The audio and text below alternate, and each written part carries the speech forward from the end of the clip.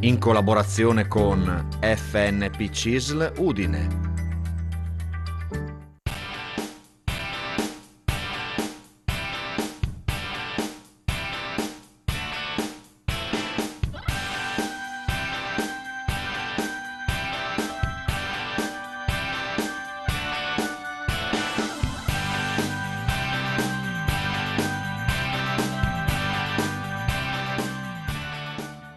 Un saluto ai nostri amici telespettatori, eccoci al consueto appuntamento con lo Sportello Pensionati. Oggi puntata tutta al femminile, con noi sono gradite ospiti Renata Della Ricca e abbiamo una bella novità da annunciare. Ne hanno già parlato i quotidiani, i media hanno già dato questa bella notizia di Renata Della Ricca, che è dal 16 di settembre fa parte anche della segreteria regionale della CISL, quindi congratulazioni. Grazie. Renata continua comunque a mantenere il suo ruolo, che è quello di referente per il territorio dell'Udinese, no? Dell'Udinese e Bassa Friulana. Ecco, però è in attesa anche di avere ulteriori incarichi. Renata, congratulazioni. Grazie. Poi parliamo ancora di questo nuovo incarico. È presente invece anche la Liliana Della Rovere. Buonasera. Liliana Della Rovere, che ricordiamo far parte dell'FNP CISL di Udine. Grazie anche a te Liliana per essere qua, per dare i tuoi preziosi consigli alle persone che chiamano, che ci inviano messaggi, sempre a dare l'informazione precisa, corretta. Perché ti tieni sempre aggiornata, lo ricordiamo, hai lavorato per tanti anni all'INPS di Udine, ma anche se sei andata in pensione, sei rimasta attaccata al tuo lavoro, che mi pare di capire sia anche una tua grande passione. Sì, no? sì, è vero. Per questo è vero. devi sapere tutto, Sì. tu vuoi sapere tutto, se puoi. Magari, sì.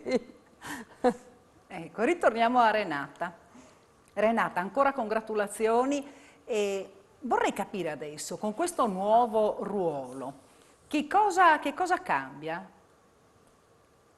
Chiaramente più potere decisionale.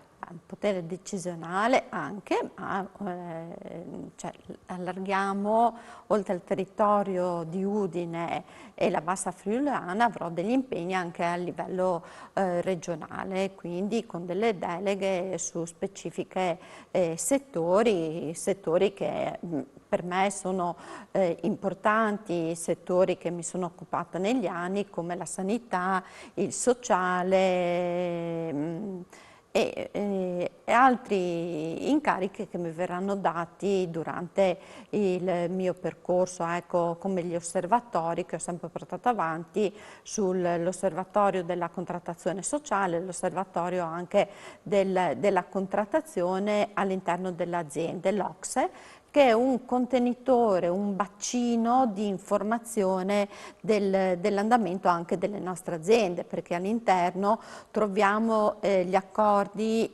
di secondo livello che vengono fatti nelle piccole, medie e grandi aziende. Gli accordi che sono qualcuno che punta sul welfare, altri sulle modifiche degli orari, altri accordi invece sono accordi di cassa integrazione, sugli ammortizzatori, cioè ci sono vari accordi.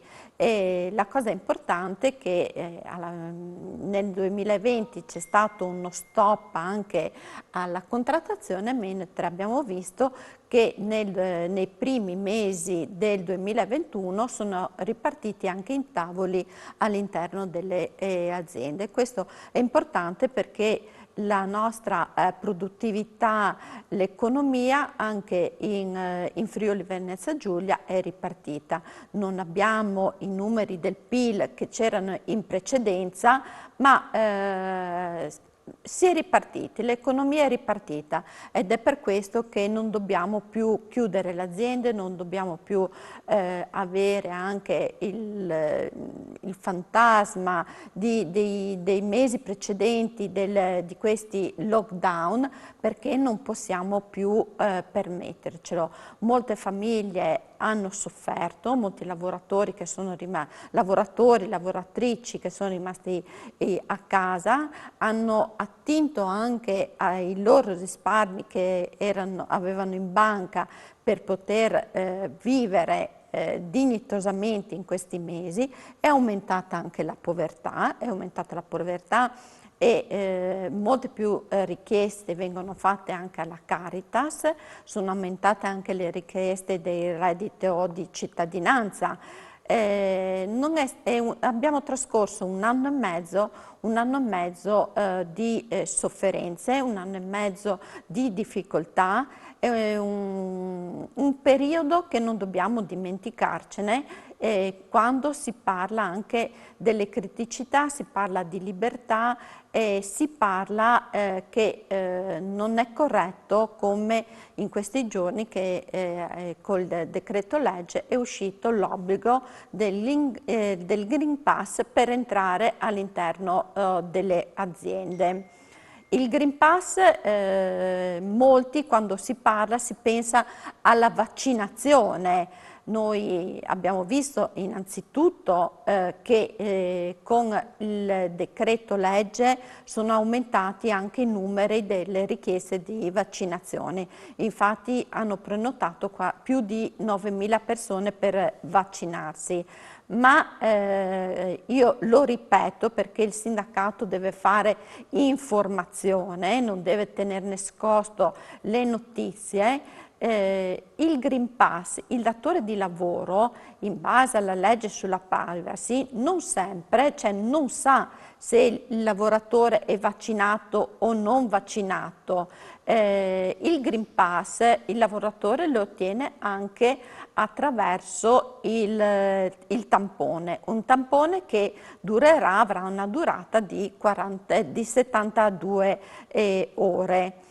Quello che noi come sindacato continuiamo a chiedere è che questo tampone abbia un costo calmierato, perché abbiamo fatto una media che servono quasi 2 tamponi a settimana, e con le grandi difficoltà e con gli stipendi che non sono così elevati non può solo il lavoratore farsi carico di questi costi. Noi come parte sindacale abbiamo sempre ribadito che chi ha delle patologie o per le persone che hanno delle malattie che non possono vaccinarsi, il tampone deve essere gratuito. E poi vedremo all'interno delle aziende come verrà calmierato il costo del vaccino tra datori di lavoro e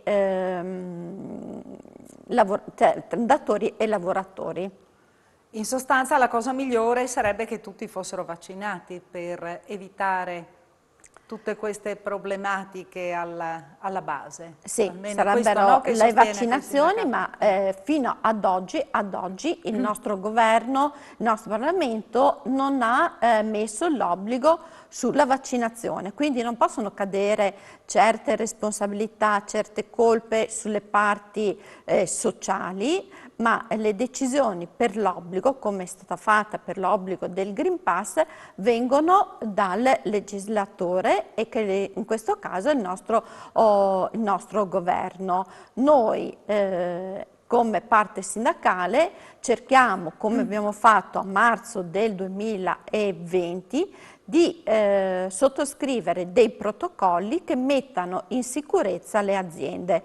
Noi abbiamo già chiesto a Confindustria, chi invece dal livello nazionale al governo, che i protocolli che abbiamo firmato, che fino ad oggi hanno funzionato molto bene e hanno permesso a tutte le aziende, piccole e grandi, di lavorare, che questi protocolli vengano modificati, ampliati per mettere in sicurezza i lavoratori. Sentiamo chi c'è in linea adesso. Pronto? Buonasera, con chi parliamo? Buonasera, sono Franco da Udine, un saluto a lei e alle sue ospiti. Buonasera. Senta, io sono stato licenziato per giusta causa nel febbraio 2017, causa grave infortunio avuto nel 2016. Il medico del lavoro mi ha detto assolutamente non puoi più continuare a fare questo lavoro, mi hanno licenziato, lavoravo nel ramo dell'edilizia. Ecco, allora ho fatto 2 anni di NASPI. Ho una rendita ormai vitalizia da parte dell'INAIL perché ho il 40% riconosciuto di invalidità per una malattia professionale, Però per quanto riguarda i contributi, l'INPS a 2 mesi, quando è finita la NASPI, prima che finisca la NASPI, mi ha chiamato e mi ha detto che la tua posizione è questa. Lavoro difficilissimo trovare perché supero i 50 anni di età. Perciò ti conviene, cioè se uno può, pagare volontario gli anni che ti mancano. Ho accettato di pagare volontario gli anni che mi mancano, però volevo capire come mai non mi vanno su gli anni che sto pagando. Cioè io andrò in pensione con gli anni regolari e questi qua che devo pagare 8 anni, adesso sono già 2 anni che pago volontario i contributi. Come mai dopo non mi vanno più su economicamente quando andrò in pensione? Perché la CIS di Udine mi ha detto o paghi volontario oppure vai ormai di vecchiaia. Chiaramente avendo dei piccoli risparmi ho optato per pagare volontario. Ecco. Volevo una spiegazione dalle sue ospiti. Ecco. Sentiamo da Liliana, perché versa i contributi, ma sì, cioè, quindi man mano che gli anni passano dovrebbe anche aumentare la contribuzione, il quid, no? chiaramente. Lei con quanti contributi ha finito di lavorare, diciamo? Io ho iniziato 1° marzo 86, e quindi 2 anni di NASPI mi contano, perciò io ho finito con 33 anni. 33 anni di contributi? Sì, quindi... io ho già 2 anni che sto pagando, perciò mi mancano ancora, l'INPS mi ha mandato proprio l'altro giorno e dovrei andare in pensione 1° settembre 2029.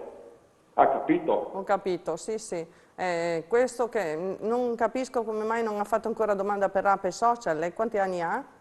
Io sono del 68. È giovane, troppo giovane, sì. quindi non può accedere, quindi accede prima. Però questi contributi che lei sta pagando volontari vanno su, sì, chiaramente vanno su, quindi a questi 33 lei deve aggiungere ogni anno quello che paga di versamenti volontari. Perché dice che no? Mi è già arrivato a me dall'INPS cosa prenderò nel settembre 2029. È possibile questa cosa qua? Beh, hanno simulato e hanno proiettato i contributi che sta versando fino a quella data lì, quindi le hanno fatto una simulazione di pensione. Quindi è esatto quello che sarà più o meno quella, non sarà tanto diversa da quello che le hanno fatto loro il conteggio. Ho capito. E ascolti un'altra cosa, molto veloce, la malattia professionale che ricevo dall'INAIL, quella lì non mi viene tolta un domani, no? Cioè che ormai mi resta quella lì.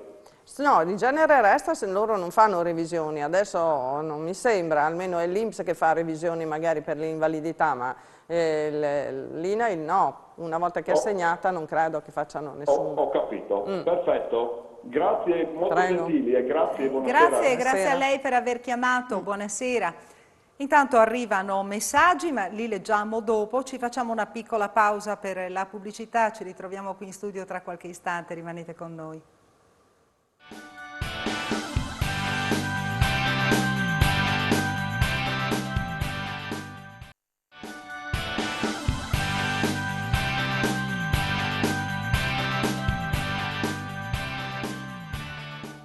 Ed eccoci nuovamente in studio. Abbiamo già una telefonata pronta, sentiamo con chi parliamo. Buonasera. Buonasera, guardi, mio marito che va a Soggiorno, no? Ogni 2 mesi prendeva la carta qui, social card, come si chiama? Sì. Ecco, la danno o non la danno? Perché vado a vedere ogni giorno, non c'è. Sì, la danno, quindi se lei rientra nel reddito la danno. Sì, e come mai non è ancora arrivata? E adesso momentaneamente sono tutte in ritardo, dovrebbe arrivare per ottobre comunque. Per ottobre? Sì. E dopo a novembre quando arriva? Mi pare che arrivi ogni 2 mesi, no? Sì, doveva arrivare questo mese. Sì, quindi so che sono in ritardo, quindi... Sì, comunque la danno. La danno, sì, sì. Grazie, mi scusi tanto. Niente, grazie signora a lei, grazie per aver chiamato. Siamo qua apposta per ricevere le telefonate, se avete dubbi ci sono gli ospiti nostri che cercano appunto di chiarire le idee, di darvi indicazioni, per farvi sapere dove andare per presentare eventuali documentazioni. Grazie signora, grazie per aver chiamato. E, Renata, una curiosità, ecco, il tampone adesso quanto costa? Allora, sul decreto legge che è uscito, il tampone ha un prezzo calmierato, 8 euro per i minori e 15 euro per i lavoratori. non è gratuito, perché noi abbiamo il vaccino gratuito, non il tampone. Molti lavoratori vengono da noi e ci dicono ma il mio datore di lavoro mi fa pagare il tampone, perché non lo paga il datore di lavoro? Perché molti ci fanno queste richieste, ci dicono voi sindacato dovete ottenere i tamponi gratuiti. Allora ci sono i datori di lavoro che cercano di venire incontro ai propri dipendenti, ma essendo il vaccino gratuito, il governo ha messo sì il tampone ogni 72 ore che ti dà il Green Pass, ma non l'ha inserito nel testo unico per la sicurezza. Sono state inserite ad esempio in questi mesi le mascherine, tutti i dispositivi di prevenzione, quindi non essendo inserito nel testo unico di prevenzione come un dispositivo di sicurezza, no, non è gratuito e questo bisogna informare tutti i lavoratori il perché non sempre il datore di lavoro è disponibile a pagarlo, perché non è ancora considerato un dispositivo di sicurezza. Sentiamo chi c'è in linea adesso. Pronto? Buonasera, con chi parliamo? Buonasera. Buonasera. Buonasera. Sono una signora di Premariato. Prego, signora. Vorrei sapere se posso la persona ho 30 contributi 64 anni. Aspetti che non riusciamo a capirla perché la linea è un pochino disturbata. Io sono riuscita a capire soltanto che lei chiama da Premariacco e ho capito la parola, ho colto la parola Ape Social, dico bene? Sì. Quindi, Volevo sapere, anni di contributi. Ho 64 anni, sei a te, non capiamo, non capisco. arriviamo a... Signora, ha per caso, mi scusi, ha per Signora, caso... se no lasci il suo numero di telefono in redazione, che noi domani mattina la chiamiamo con tranquillità e facciamo una chiamata. Lasci pure in redazione il suo numero. Ma come mai non mi sentite? Adesso sì, ma deve abbassare il televisore, signora. No, ma il televisore va bene? Abbassi il televisore perché altrimenti qui non... È tutto... Pronto? Pronto? Pronto? Eccoci, ecco. Mi sente? La sentiamo, sì, prego. Volevo sapere se ho diritto all'assistenza in attesa dei 67 anni di pensione. È disturbato. Se ha diritto all'Ape Social? Sì. In attesa? Lei in attesa della pensione di vecchiaia? 64, 64? È 31 di contributi. È 21 o 31? 31. 31. Non capisco. 21. 31 o 21 di contributi? Sì, 31. 31, sì. Sì. Allora, se ha 60, dunque l'Ape Social si ha 63 anni con 30 anni di contributi, però bisogna appartenere a determinate categorie particolari, quindi essere magari disoccupati e aver cessato la disoccupazione da almeno 3 mesi, o è invalida al 74%, o assiste a una persona con grave handicap, che è un familiare, un coniuge o diciamo un parente di primo grado convivente. Lei è in queste situazioni? No, nessuno. Sono casalinga. Non ha queste situazioni? No. Quindi non rientra, perché deve rientrare in queste situazioni, altrimenti nei lavori gravosi deve avere 36 anni di contributi, quindi ne deve avere di più. Vabbè, la ringrazio. Grazie a lei, Prego, signora, prego. grazie a lei, grazie per aver chiamato. Buonasera. Quindi Renata, stavamo parlando dei Green Pass, che questo è il tema del momento. Anche nel mondo della scuola oggi, no? C'è un altro caso, anche a Udine, dopo 5 giorni questa persona ha cercato di entrare, ma a scuola? Sì, sì. Noi come parte sindacale siamo veramente preoccupati perché non tutti i lavoratori si sono vaccinati, molti hanno aspettato anche l'autunno per andare a prendere l'appuntamento, molti sostengono ancora che il vaccino è in fase sperimentale e quindi non vogliono fare questo percorso. Se uno non è intenzionato a fare il vaccino c'è la strada del tampone. Il tampone non è una procedura, è un po' anche fastidioso perché se ogni 3 giorni dobbiamo inserire questi bastoncini su per il naso è anche un po' fastidioso, però pensiamo che non possiamo permetterci di rimanere chiusi un'altra volta e di andare in lockdown. Quello che voglio dire io, pensiamo a quello che abbiamo passato, pensiamo alla sanità, agli infermieri, alle terapie intensive, a mesi fa che eravamo sedute qui e si parlava delle code con le ambulanze in fila nei pronto soccorso che portavano i pazienti. Però ritengo che dobbiamo anche dire basta a questi argomenti, al Green Pass, basta, anche perché parliamo solo di Green Pass. Certo. E altra data importante, ritengo per me importante, è il 31 ottobre. Il 31 ottobre scade il blocco per i licenziamenti, quindi dal 31 ottobre le aziende possono iniziare a licenziare.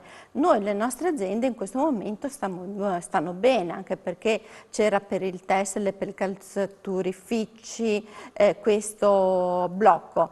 Ma pensiamo anche a questo, pensiamo a parlare della riforma degli armonizzatori. Ecco, scusami Renata, proprio è arrivato un messaggio su questo tema. Una domanda fuori tema, non è vero? Per niente, non è fuori tema. Volevo sapere quando avviene lo sblocco, licenziamenti causa Covid nel settore metalmeccanico artigianato. Poi uno in attesa di licenziamento sicuro, causa invalidità e inabilità e finiti i mesi di malattia retribuiti, può essere licenziato prima dello sblocco dei licenziamenti? In questo momento no. In questo momento? No, fino al 31. E infatti noi l'altro giorno che i nostri segretari nazionali hanno avuto un incontro con il ministro Orlando e con Draghi, hanno chiesto, parliamo di queste tematiche, parliamo dell'economia, parliamo degli ammortizzatori sociali, come si investiranno, che progetti ci sono per il PNRR, ci sono 2 miliardi, cioè come li spendiamo, quali sono i progetti? Pensiamo, noi abbiamo in Friuli Venezia Giulia delle aziende d'eccellenza, abbiamo dei prodotti che vengono esportati in tutto il mondo, ma abbiamo delle infrastrutture che sono obsolete, possiamo dire questo.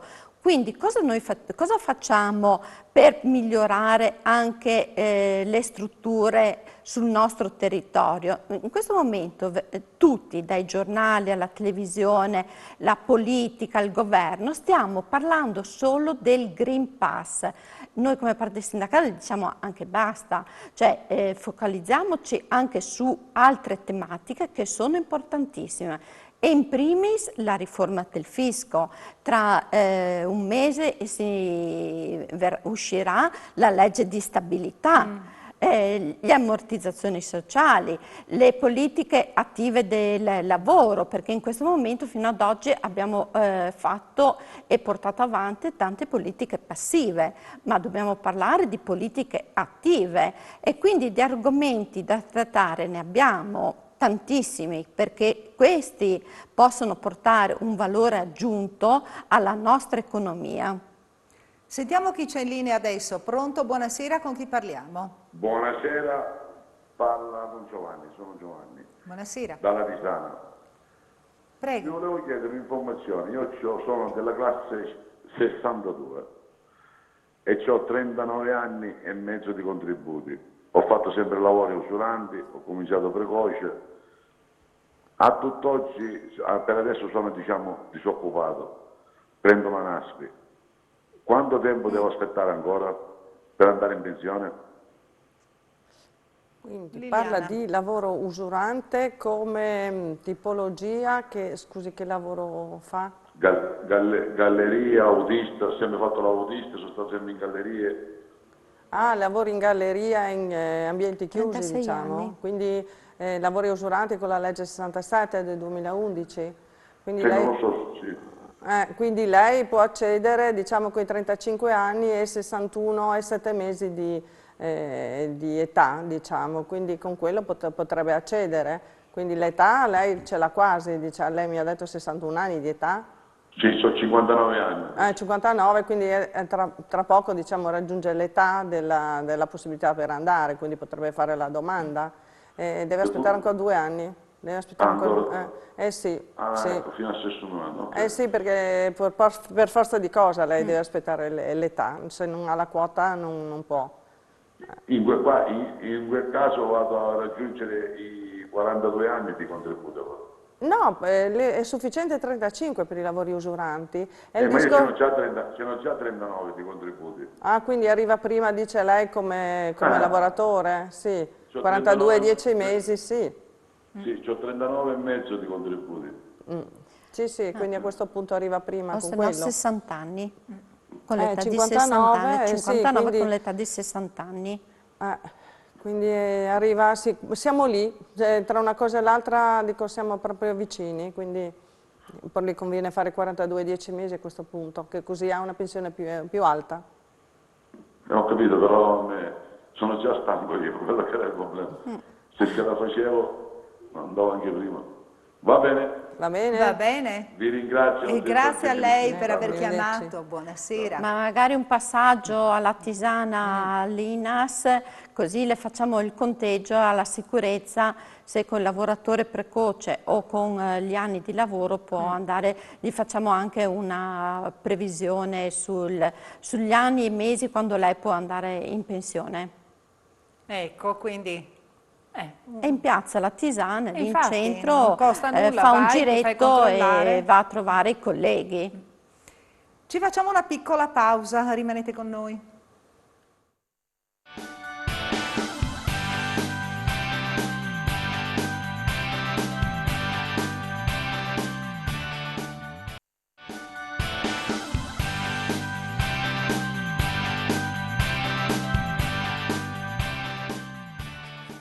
Renata, scusami, abbiamo detto non basta parlare di Green Pass, però c'è una questione che va affrontata. Mi spieghi come fanno nelle piccole aziende a fare i controlli e se arrivano le sanzioni? Ci sono tante aziende piccole che non hanno la possibilità di stare lì a controllare, hai fatto, non hai fatto, e ti arriva il controllo, e non ti arriva il controllo, e arriva la sanzione. Le sanzioni sono pesanti, soprattutto per attività piccole. Sì. Cioè, sono sempre pesanti, ma per un'attività piccola che cerca di gestire, no, nel suo, senza fare debiti con nessuno, cerca di mandare avanti l'attività, si ritrova come? Che il datore di lavoro ha un'incombenza in più, deve Appunto, controllare è una il grossa Green incombenza. Pass, deve controllare il Green Pass del lavoratore, perché la sanzione non va solo al lavoratore che Ma è va anche al datore sprovvisto di lavoro. di Green Pass, ma va anche al datore del lavoro. E purtroppo è un'incombenza in più che il governo ha messo sia alle aziende. Purtroppo il governo non deve pensare che in Italia ci sono solo grandi aziende che hanno la possibilità anche di assumere o di avere dei lavoratori che fanno il controllo. Bisogna pensare anche alle piccole e medie aziende e in modo particolare il nostro territorio, il Friuli. Il Friuli è formato gran parte di artigianato, di piccole aziende. E quindi è per questo che noi come parte sociale diciamo che il governo deve prendere una posizione, non deve scaricare sugli altri quello che deve fare lui. Sentiamo chi c'è in linea adesso. Pronto? Buonasera, con chi parliamo? Buonasera signore carissime e complimenti per la trasmissione che mi fate tanta compagnia. Bene, sono contenta. Io ho un problema perché ho avuto l'invalidità al 100%, però non mi hanno dato nessun accompagno. Sono sola, non ho figli, non ho nipoti, non ho nessuno. Come devo fare per poter avere un aiuto? Perché ho bisogno di una signora, di qualcuno che venga a vedere di me. Certo. Quindi è un po' abbandonata a se stessa. Qui dovrebbero intervenire. Chi dovrebbe intervenire? Renata o Liliana? Dovrebbero intervenire gli assistenti sociali, il comune. No, io sono stata da loro, però devo dire la verità, non sono stata neanche trattata tanto bene. Da dove chiama, signora? Di Tarcento. Dove? Di Tarcento. Quindi l'ambito di Tarcento, Tarcentino. Sì, Sì. proprio niente. Adesso mi hanno chiesto di rifare la domanda con il 100% con l'accompagno. Può essere. Ecco che così le consentirebbe di aumentare l'importo che lei percepisce mensilmente per potersi pagare una persona che stia con lei, che veda di lei. Praticamente, signora, lei dovrebbe avere già l'invalidità al 100%, dovrebbe fare le pratiche attraverso il suo medico curante che le fa di nuovo il verbale per l'aggravamento, in modo da ottenere anche, se ha diritto all'accompagnatoria, e con l'accompagnatoria ha un contributo in più da parte dell'INPS, l'assegno, e con quell'assegno può pagare anche un assistente che venga a casa. Però si ricordi che c'è anche il FAP che è gestito dalle assistenti sociali e dai comuni, quindi lei, in base all'ISEE, se lei ha fatto l'ISEE, dovrebbe fare la domanda al comune e agli assistenti sociali del suo comune. Ho fatto tutte queste cose, sa?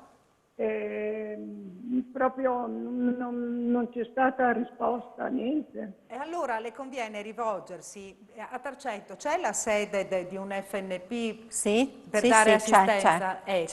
Perché eventualmente ci può essere un aiuto anche da parte dei pensionati del sindacato, che magari le trovano qualche soluzione adeguata. Esatto. Ma io ci terrei a dire questo, che il consiglio che mi ha dato la mia dottoressa è questo, di ritornare a fare la richiesta, la domanda, no? Sì, è quello che le dicevo io. Di aggravamento con l'accompagno, poi dopo, perché io ho già una... È caduta la linea. È caduta la linea. Sì. Comunque signora, se lei ci sente, noi non la sentiamo più perché qui in studio non la sentiamo più, deve essere caduta la linea. Comunque penso che a Tarcento ci sia uno sportello dell'FNP, ecco, le conviene rivolgersi, è caduta la linea, le conviene rivolgersi all'FNP, allo sportello più vicino, e magari vedere che soluzioni le trovano loro, oltre al fatto di cercare appunto attraverso il suo medico l'aggravamento, di avviare le pratiche per l'aggravamento con accompagno. Ecco, e manca poco più di 2 minuti alla fine della trasmissione. Quindi, se avete delle cose da dire, ditele subito. Se no, se è ancora qualcosa che chiedono... Sì, ci sono delle scadenze da no, comunicare. adesso sono perché c'è il pagamento anticipato di appunto, ottobre, quindi sì, le cose seguono come il loro corso. La mia preoccupazione è sempre quella di chiudere la trasmissione e di lasciare in piedi magari delle scadenze, non le comunichiamo. Bene, sono in pensione dal 95 con la pensione di invalidità, ho comunque lavorato per 42 anni e 10 mesi. A 67 anni percepirò la pensione di lavoro. Ci saranno differenze e con questo messaggio qui in teoria dovremmo chiudere. Non credo di riuscire a darne altri, ce ne sono ancora. Bisogna capire solo se la persona ha fatto già diverse volte, se è in scadenza questo assegno ordinario di validità, se ha fatto già le 3 conferme, quindi deve lasciare sospendere l'ultima, diciamo, conferma, e poi se lui, avendo già l'anzianità, può fare la domanda di anzianità, o se no alla scadenza in automatico l'INPS le riliquida la pensione alla data del momento del compimento dei 67 anni, come una vecchiaia normale. Bene, un minuto per salutarci. Renata, ancora congratulazioni per questo tuo nuovo incarico. Grazie. Congratulazioni proprio vivissime, perché proprio... Come ti sei sentita quando ti hanno nominata? Riconoscimento del lavoro fatto da diversi anni, il tuo impegno all'interno del sindacato. È un riconoscimento, ma anche una nuova sfida per il futuro, per poter impegnarsi su nuove problematiche che possono essere d'aiuto per dare delle risposte ai nostri associati e anche a chi non è associato con la CISL. Ecco.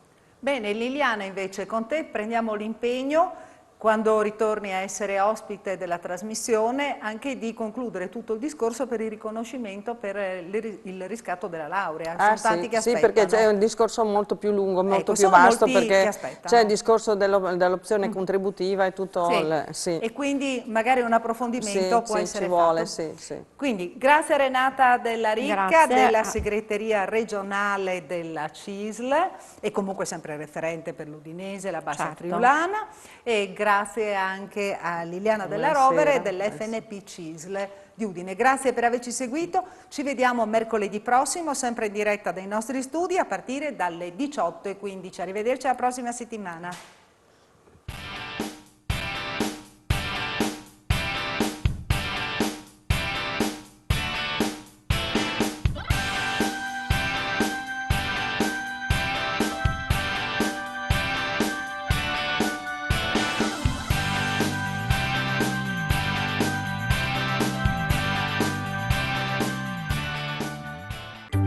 In collaborazione con FNP CISL Udine.